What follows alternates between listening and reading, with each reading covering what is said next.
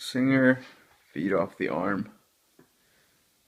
Centennial, just look, the paint is pretty much brand new. I mean, it's a beautiful piece of machine.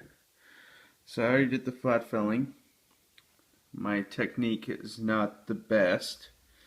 It does need some, my technique kind of sucks, but you get the idea.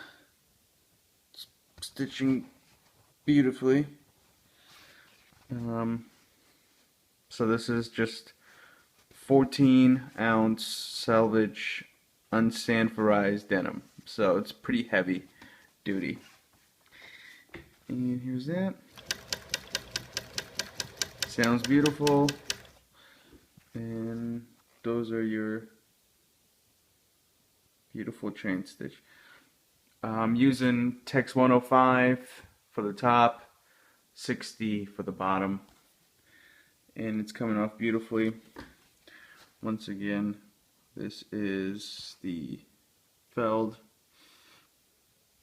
and like I said, my technique sucks. Once you have the proper technique, it should be quite easy to work. Hooked that right there. It's the Singer 114K103 chain stitch embroidery machine. Thought it would make it look a little nice. And once again,